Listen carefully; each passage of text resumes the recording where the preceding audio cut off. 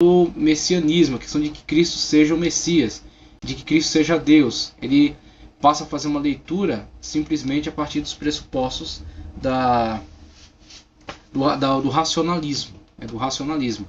E a partir desse racionalismo ele fala que, na verdade, a figura do Messias e a figura do Jesus como Deus foi construída pelos discípulos como material propagandístico, tá certo? Então aí começa uma certa uma descaracterização do próprio texto sagrado, daquilo que o texto sagrado fala acerca de si mesmo. Então, essa escola olha para a escatologia dentro dessa mesma abordagem. Eles não mudam com relação à escatologia. Essa abordagem é para toda a Bíblia. Essa abordagem é para todo o conteúdo bíblico. Está submetendo a Bíblia a essa análise, essa análise racional, essa análise puramente racional, nesse conceito de racionalismo, né? Nesse conceito de racionalismo. E aí temos esse outro cidadão aqui, Ferdinand Christian Bauer, tá certo? O principal teólogo nessa visão foi Ferdinand Christian Bauer, teólogo da Universidade de Tübingen, do século XVIII, baseado na filosofia de Hegel, tese, antítese e síntese. Ele desenvolveu toda uma estrutura dos primórdios do cristianismo. Para Bauer, Pedro representava a ala judaica do cristianismo. Tese, Paulo, a gentílica. Antítese, Atos, a igreja unida. Síntese, então ele diz que Atos na verdade é uma construção artificial, não necessariamente uma narrativa histórica de Lucas, certo? Mas sim uma construção artificial para conciliar as teologias contrastantes de Paulo e Pedro e Paulo no caso, judaico e a gentílica Paulo. Então Atos é uma conciliação, é uma coisa artificial, algo que só foi possível no segundo século. Toda essa estrutura do seu pensamento estava fundamentada na Redação Geschichte, a história da redação, um movimento de pensamento alemão que afirmava que o livro de Atos também os evangelhos foram escritos mais de uma perspectiva teológica do que uma perspectiva histórica, ou seja, foi uma construção artificial para condensar a imagem dessa unificação doutrinária, que na verdade ele supõe que não exista, tá certo? E aqui a questão de afirmar que os apóstolos e os discípulos construíram a imagem do Messias como um elemento propagandístico, tá certo? A escola liberal abordava não só o Apocalipse, mas toda a Bíblia como um texto puramente mitológico. E com isso não encarava os milagres e as profecias como sobrenaturais, mas apenas como parte da mitologia de povos antigos, que deveriam ser reinterpretados a partir de pressupostos puramente humanos e racionais desse ponto de vista dessa escola, tá certo? Então, nessa época surgiu essa escola, essa abordagem, esse liberalismo, e esse liberalismo passou a trabalhar não somente com o Apocalipse, mas com toda a Bíblia a partir desses pressupostos. E esses pressupostos levaram muitos a entender que o Apocalipse não tem um cumprimento no tempo e no espaço, na história humana, mas sim são simplesmente referenciais éticos, referenciais morais atemporais, né, para toda a sociedade. Então vemos aí uma das escolas que vai ser construída por esse personagem, e também por um que vamos ver aqui, que tem uma abordagem específica chamada Bultmann.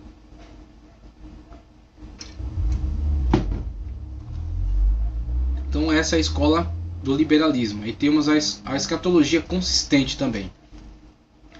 A escatologia consistente. A escatologia consistente nasceu por meio de uma dissidência dos liberais. Nesse rompimento, alguns autores, ao discordar com o ponto de vista liberal, então nem todos abraçavam, aqueles pontos de vista extremados do liberalismo, de alegorização total da Bíblia, e a Bíblia como referencial apenas ético e moral, mas não literal, propuseram uma síntese. E aí os caras eles até discutem, até são dissidentes, mas eles não abandonam totalmente aquilo, não destroem totalmente. Eles ajeitam aqui, ajeitam ali, adaptam, fazem uma síntese. Propuseram uma síntese, unindo algumas ideias liberais ao verdadeiro conceito escatológico ou futurístico, tá certo? Então, eles até entendem que aqueles conceitos liberais, aquela filosofia desenvolvida na época, ela tem muita importância, ela tem muito valor, só que eles não abandonam totalmente a questão do ponto de vista bíblico. Então, com isso eles tentam uma sintetização, tentam unificar uma e outra posição, demonstrando que o reino será futuro num plano ético e atual. Mas houve outros que se divorciaram totalmente do liberalismo. A exemplo disso, citamos Johannes Weiss, que temos aqui a imagem e o livro dele, tá certo? Johannes Weiss, o qual em 1892 publicou um livro com o seguinte título: Jesus Preaching on the Kingdom of God, certo? Me perdoem aí a pronúncia, tá? Nesse livro ele argumentou que os ensinos do Senhor Jesus num plano completamente diferente daquele adotado pelos liberais. Para ele, todo o ensinamento de Jesus é escatológico. Então o que ele faz? Ele lança para o futuro a realização de tudo aquilo que Jesus está falando. Enquanto o liberal diz, não, aquilo não tem realização no plano da realidade humana, tá? No plano literal. Aquilo é tudo afirmações de cunho ético e moral. Então não interessa pesquisar se vai ser hoje, se vai ser amanhã, em que época, as 70 semanas de Daniel. Esquece tudo isso. Isso é simplesmente afirmações que trazem essa simbologia para que você tenha aí um referencial ético e moral. Você saiba, o diabo persegue a igreja, o diabo perseguiu o povo de Israel, persegue atualmente a igreja, mas a igreja prevalece. Você sabe que você vai contar com o apoio de Deus para vencer. Inclusive muitos desses liberais eram deístas, né? Entendiam que Deus até existe, mas ele está distante, né? Impessoal, ele não se relaciona com a humanidade, ele não interage na história humana, ele não interfere no ciclo da história. Então ele criou e deixou, e a gente se vira aqui com o que a gente tem. Então muitos liberais eram também deístas. Eles não eram ateus, eles não negavam a existência de Deus, mas entendiam que Deus criou o sistema e o sistema não é interferido pela ação de Deus. Deus interage diretamente com o homem e com o sistema. E aí alguns acabam se separando dessa escola por causa desses excessos. Por exemplo, esse Johannes Weiss.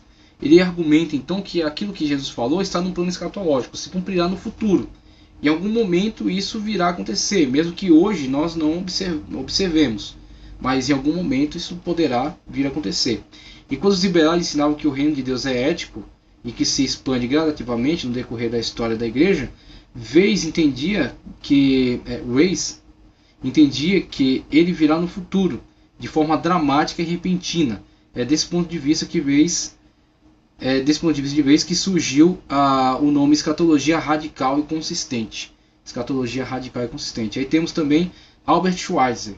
Albert Schweitzer, esse que está retratado aqui embaixo, foi mais longe ainda que Weiss. Aquilo que Weiss aplicou somente às palavras do Senhor Jesus, Schweitzer aplicou a todo o Novo Testamento. Apesar de ter rompido com os liberais, continuou usando seus métodos críticos. Então a metodologia criada pelos liberais era muito importante para esses pensadores. Eles entendiam que não poderia ser ignorada, por isso eles tentavam uma conciliação. A única maneira de explicar de forma adequada e satisfatória o Novo Testamento seria com base em uma interpretação totalmente escatológica acerca do reino de Deus. Ele dizia que a preparação para a entrada no reino é a transformação moral. Então, aí o conteúdo ético e moral do liberalismo. Então ele fala, isso tem uma certa relevância. Mas de que forma? Isso na verdade é uma preparação para o plano escatológico. Então aqui diz, isso que Jesus falou não é que isso não exista no plano literal. É que isso na verdade está reservado para o plano escatológico, está para o futuro. Então as questões éticas e morais da Bíblia Sagrada são para hoje. As questões da palavra de Deus são para o futuro, que é o que Albert Schweitzer aproveita aqui. Ele diz, olha, a questão da ética e a moral presente na Escritura é uma preparação para um reino futuro, para um reino escatológico. Dessa forma, Schweitzer explicava que a ética deve ser praticada para entrar num reino determinado, repentino e vindouro, e não após a entrada no reino. Então ele fala, olha, toda essa questão ética e moral asseverada pela Escritura é uma preparação para um reino futuro que virá a ser implantado de forma drástica. O que o liberal jamais entendia dessa forma, jamais aceitava isso. Ele não entendia, não aceitava que tudo aquilo fosse cumprir, nem hoje e nem daqui a 1 milhão de anos. Aquilo era tudo alegórico, era simplesmente um referencial ético e moral. E esses camaradas que eram dissidentes diziam, não, a ética e a moral de fato existem, e são para hoje, são na verdade uma preparação para o reino que será estabelecido, que virá e algum dia será implantado. Sendo assim, a ética é o meio para a entrada no reino, não é o reino que produz a ética. A lição que ele tira da parábola do tesouro oculto e da pérola preciosa que nada tem valor real comparado com o reino. Schweitzer entendia que a vinda do reino, na vinda do reino, as pessoas que se enquadrassem nas condições morais estariam habilitadas para entrar no reino. Aquelas que não se enquadrassem continuariam fora dele. Para afirmar isso, ele se baseava principalmente nas parábolas que eram os ensinos específicos de Jesus, tais como a das 10 virgens, as 5 loucas e as 5 prudentes. Então veja, o estabelecimento drástico, dramático, repentino do reino, pessoas que estão adequadas a ele e pessoas que não estão adequadas. Aqueles que estão adequados e aqueles a quem a moral e a ética da Bíblia os tornou próprios para isso. Aqueles que não estão adequados ficarão fora do reino milenial, conforme ele coloca aí no seu modo de pensar. Além das parábolas, ele citava também as seguintes palavras de Jesus: não estás longe do reino de Deus. Marcos 12:34. A noite vem quando ninguém pode mais trabalhar. João 9:4. Esses ensinos de Jesus são interpretados como a repentina chegada de um reino urgente. Este reino, portanto, era futuro, novo quanto à sua qualidade, repentino na sua vinda e no seu valor infinito, tá certo? Então, dentre os pensamentos desses dois dissidentes aí da escola liberal, né, que constituem a escatologia consistente, Johannes Weiss e Albert Schweitzer, há um aproveitamento do sistema criado pelos liberais, tá certo? Há uma questão do referencial ético e moral, entendido como algo que está construindo a sociedade de hoje, a sociedade atual, e principalmente no caso de Weiss, há a questão do cumprimento escatológico do cumprimento das verdades bíblicas para o plano escatológico. Então, por exemplo, haverá um reino milenial, sim, no plano escatológico, no futuro. O referencial ético e moral está nos preparando para entrar nesse reino, ou aqueles que não o adotarem ficarão fora dele. E aí o Albert Schweitzer usa os textos, principalmente as parábolas, né? As 10 virgens, né? A parábola aí as 10 virgens e a parábola do joio do trigo, para mostrar que haverá pessoas que estarão prontas, aptas ao reino que será implantado, ou pessoas que não estarão.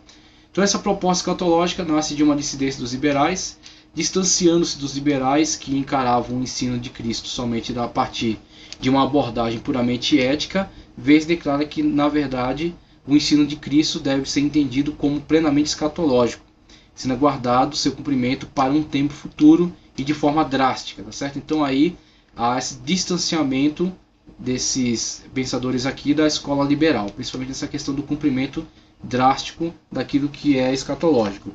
Já a abordagem de Schweitzer, com o chamado caminho moderno, era entender que o reino evoluiria paulatinamente. Então, aqui dá ênfase à questão do cumprimento drástico, aqui dá a questão de uma evolução. Então, através do referencial ético-moral, há uma evolução na sociedade, e essa evolução é uma preparação para o reino escatológico. Mas a conclusão a que ele chega sobre o propósito de implantação do reino por Cristo é que terminou por dar em um grande fiasco com a morte da cruz. Então ele, infelizmente, dá essa declaração que é até constrangedora, vamos dizer assim. Schweitzer, a conclusão a que ele chega da obra de Cristo é que, na verdade, foi um fracasso, vamos colocar assim. A implantação do reino foi um fracasso, tá certo? A implantação do reino foi frustrada. Na sua forma de entender o ensinamento do Senhor Jesus, Schweitzer chegou à seguinte conclusão: todo o propósito de Jesus acerca da chegada do reino divino na terra terminou num grande fiasco, numa tremenda decepção, com a trágica morte na cruz. Então ele vê a morte da cruz não de um ponto de vista soteriológico, cumprindo um propósito divino, mas ele vê como uma falha mesmo. Vê que aquilo foi uma tentativa de implantação do reino naquele momento e que a morte na cruz terminou com aquele projeto. Então ele não olha a partir de uma dinâmica da Bíblia num contexto geral. Que Isaías profetizou isso, que Zacarias profetizou isso, tá certo?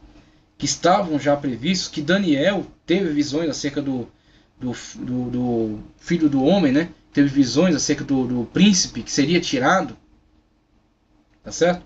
Então, em vez de ele olhar para todo o dinamismo desse conceito bíblico amplo, ele simplesmente focaliza nessa questão da implantação do reino, a pregação de João Batista, Cristo, a implantação do reino e a morte na cruz, na verdade, como um fracasso, como uma falha da tentativa de implantação do reino.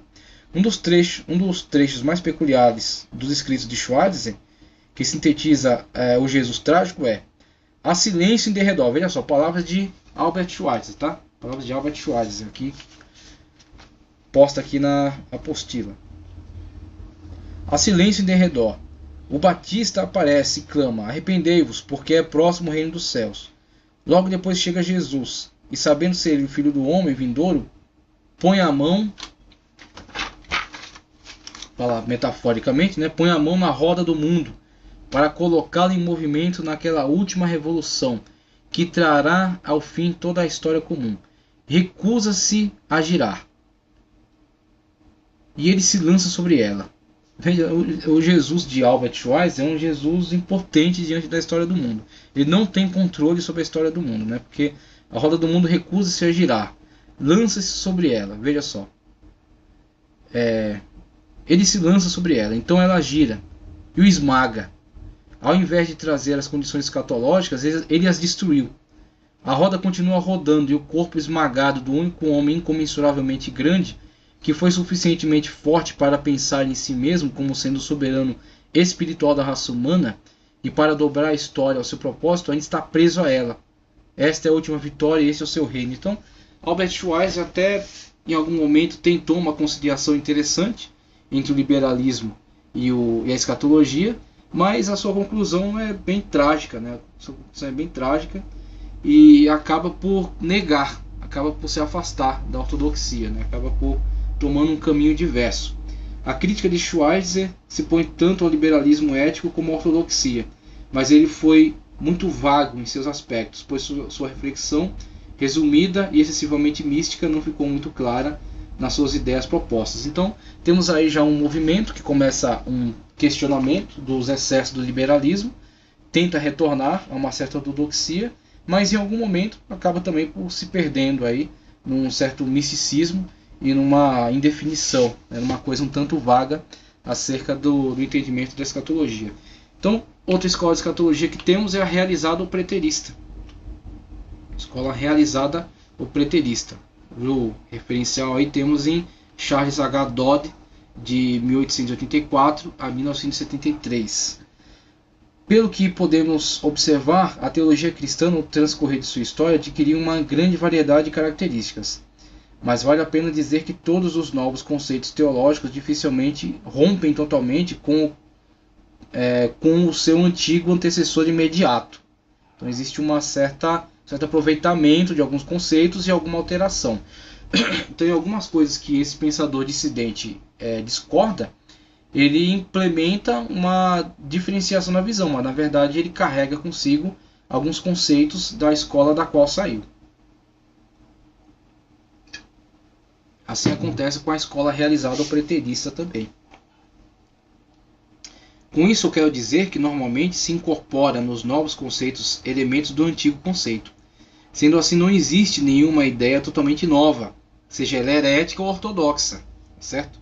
Tanto na questão dos desvios heréticos, quanto na questão da ortodoxia também. A ortodoxia reaproveita algo do seu antecessor, ela adapta, tá certo? Ela faz uma outra leitura, ela alegoriza, ela literaliza, mas ela aproveita alguma coisa do seu pensador antecessor. Esse conceito escatológico tem como seu protagonista Charles H. Dodd, que teve também apoio de outros estudiosos. A escatologia realizada se assemelha em uma característica com a escatologia consistente.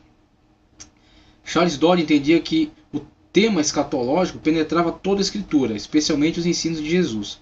Mesmo com essa característica, é bom dizer que a escatologia consistente considerava que os eventos antecipados por Jesus nunca ocorreram, ao passo que Charles Dodd, em sua exposição escatológica realizada, disse que esses eventos já haviam ocorrido e ainda viu-os ocorrendo durante o período bíblico quando foram escritos.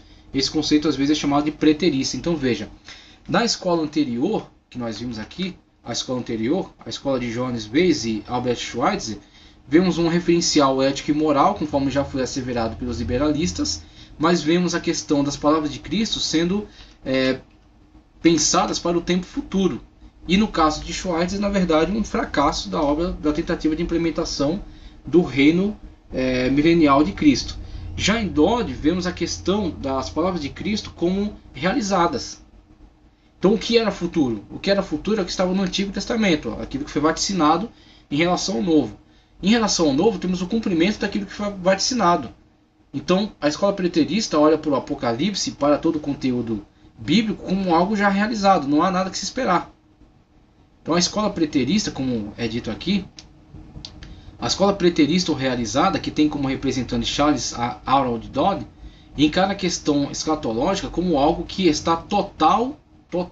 Primeiro ele começou a afirmar que estava total. Com as críticas que surgiram ao seu pensamento, ele passa a implementar um ponto de vista que ela está, na verdade, quase totalmente realizada. Tudo aquilo que era futuro no Antigo Testamento havia se realizado no tempo de Cristo.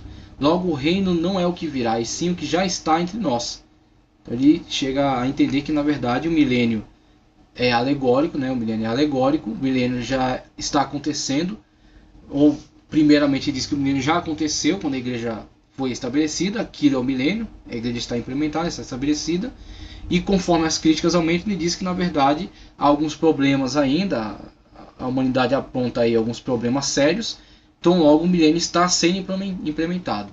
Após muitas críticas, esse ponto de vista foi parcialmente alterado de reino realizado para reino iniciado, mas que está pouco a ser concluído. Então ele passa a entender que ele passa a declarar que o reino está sendo implementado diante dos problemas que são apresentados na sociedade, por exemplo, Primeira e Segunda Guerra Mundial, a questão da fome, a questão das pestes, das doenças, né?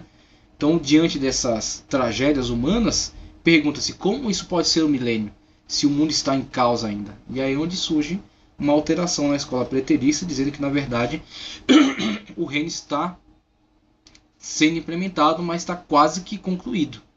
Há apenas pouco a se esperar, apenas pouco ainda a se realizar, mas na verdade está quase que totalmente já implementado dentro da realidade humana. Tá certo? Então essa é a escola preterista ou escola realizada. E aí passamos para a escola existencial. Aqui um quadro primeiro, um quadro explicativo acerca da escola preterista e a sua interação dentro do plano escatológico. Então a escola histórico-preterista, tá certo? Escola histórico-preterista. Então a gente uniu aqui esses dois conceitos, escola histórico-preterista. O Apocalipse trata de algo já realizado. Então esse aqui é o escopo dessa análise feita pela histórico-preterista. B. As profecias sobre o Messias e sobre as perseguições se cumpriram até o ano 70 depois de Cristo. Então esse é o ponto de vista, é o olhar desses adeptos, os adeptos da escola histórico-preterista, tá certo? Com uma leve alteração diante das grandes críticas, né? Mas geralmente entende que tudo aquilo que foi dito da perseguição, do Apocalipse, das visões de Daniel, aquilo na verdade é uma descrição, não é nem tanto a profecia, é uma descrição de todas as perseguições que passaram primeiro os judeus, depois os cristãos, e que vieram culminar no ano 70 com a destruição de Israel pelo Marechal Tito, a destruição do templo, o saque do templo, os objetos sendo levados para construir o Coliseu, tá certo? Que aconteceu aí primeiro em 70, depois em 135, se eu não me engano, quando enfim Israel é completamente destruído e o povo é completamente enviado à diáspora, tá certo? É espalhado pela terra. Então eles falam, isso aqui diz respeito a esses fatos, cumpriram-se na história e não há muito mais a que se esperar.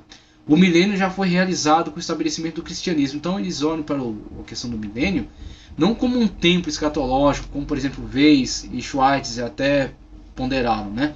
Eles olham simplesmente como algo, Dodd, né, olha simplesmente como algo que diz respeito acerca do implemento do cristianismo. O cristianismo está sendo pregado, igrejas estão sendo fundadas, pronto, isso é o milênio. É isso que é o milênio, é algo alegórico, algo referencial nesse sentido. Gradativamente Deus está transformando a terra, então ele vê que na verdade é um processo puramente histórico. Cristo realizou tudo o que havia sido profetizado acerca dele, profetizou a sua vinda para esta geração, Mateus 10, 23. O que cumpriu com a destruição de Israel em 70 depois de Cristo, dando início ao reino milenial ou a implantação da igreja na Terra. Então, todo o plano escatológico na escola histórica está dentro das narrativas da cronologia histórica humana. Está dentro da cronologia histórica humana. E o ano 70 é a culminação de tudo aquilo que foi profetizado acerca da perseguição e acerca do anticristo, por exemplo. Ele olha para a descrição do anticristo e vê, por exemplo, o imperador Domiciano. Vê, por exemplo, um imperador romano. De quem João estava falando com o anticristo? Estava falando de um grande perseguidor da igreja, que pode ser simplesmente um código, pode ser um símbolo, algo encoberto para não provocar grandes consequências para os cristãos. É uma forma velada de falar dos perseguidores, por exemplo, Domiciano, Nero, né? É uma forma simbólica de falar desses perseguidores. Assim é encarada a escatologia pela escola histórico-preterista. Grande tribulação, eles olham para essa descrição da grande tribulação como a destruição de Israel em 70, que deu início ao milênio. Após a grande tribulação, milênio. Então vê, Apocalipse fala grande tribulação, segue essa grande tribulação, milênio, implantação da igreja na terra. E assim o histórico preterista lê. A grande tribulação foi realizada, foi vivenciada na época da destruição do templo em 70 depois de Cristo. Passada essa fase, o crescimento da igreja é o milênio, é o estabelecimento do reino de Cristo na terra. O estabelecimento da igreja com Constantino iniciou os novos céus e nova terra. Aí, então, uma questão que para alguns é um escândalo, né?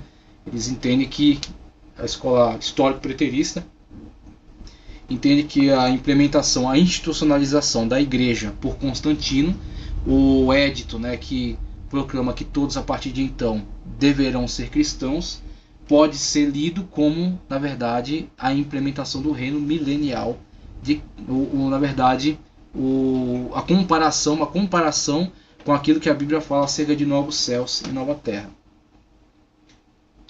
A escatologia existencial com Rudolf Bultmann. Certo? Escatologia existencial com Rudolf Bultmann.